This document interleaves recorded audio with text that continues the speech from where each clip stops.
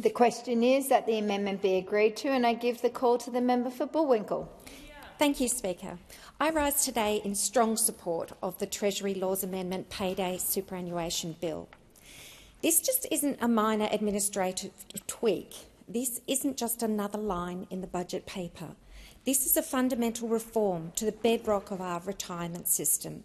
It is a promise to Australian workers that the money they earn, the money they're entitled to, will actually end up in their superannuation accounts. And it's a reform that is long, long overdue. Speaker, before Labor, superannuation was not a right.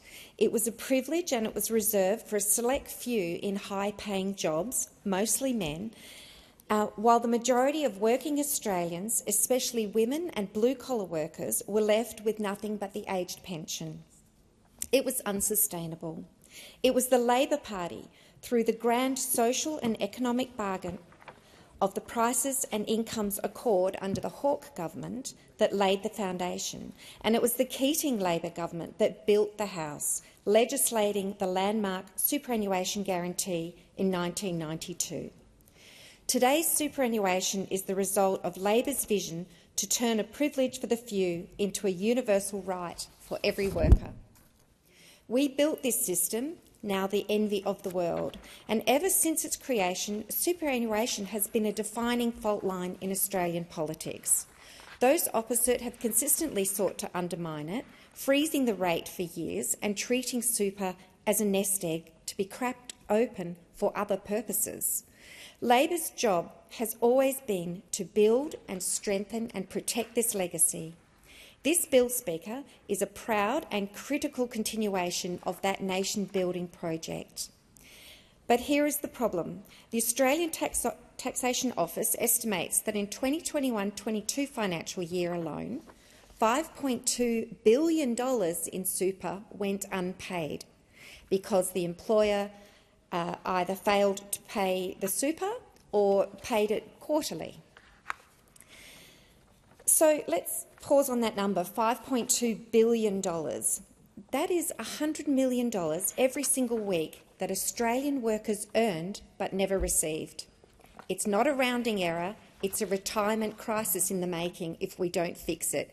It is wage theft, plain and simple. And it is the theft that disproportionately hurts the most vulnerable in our workforce. Younger workers who are just starting out, workers in lower income jobs, and those in the gig economy or insecure work.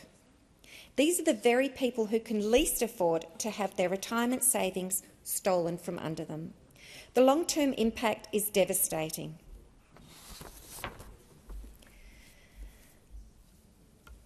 Speaker, before I entered this place, I have been a small business owner.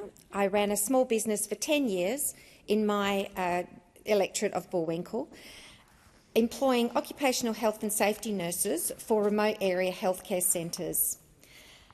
So I know what it's like to manage a payroll. I know what it's like to balance cash flow, to meet your obligations and to deal with the pressures of running a business. And I know that it's possible to do the right thing by your staff. I made the decision in my business to pay my staff's superannuation monthly, not quarterly. I did it when I paid their wages because, first and foremost, it was their money. They had earned it and they deserved to have it paid into their accounts promptly, where it could start working for them by the magic of compound interest. But I also did it because it was simply good business practice. It never meant I had a large looming superannuation liability building up, waiting to ambush my cash flow at the end of the quarter.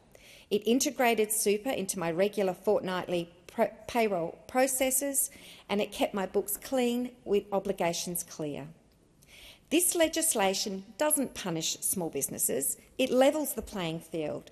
It aligns the law with what's good and responsible business, small and large, what's good practice and what many already do.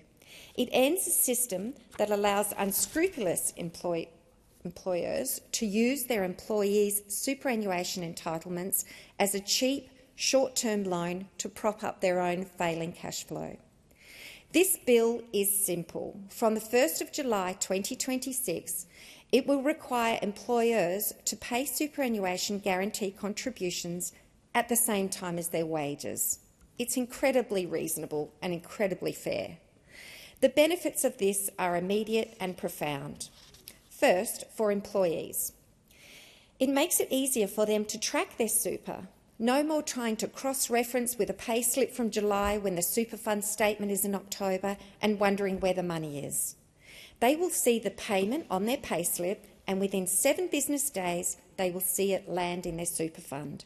It gives them visibility and power. Second, for enforcement. This bill allows the ATO to detect missed payments earlier, before the debts become unrecoverable. And this brings me to the new strengthened superannuation guarantee charge. This is the penalty employers face for failing to pay on time. Under this new framework, the charge will apply for each payday that an employer fails to pay in full and on time. This new charge is designed to be tough, but it's also fair. It includes notional earnings to compensate employees for the investment returns they lose because of a late payment, an administration uplift to reflect the cost of enforcement, and importantly, this uplift can be reduced for employers who hold their hands up voluntarily and disclose an honest mistake.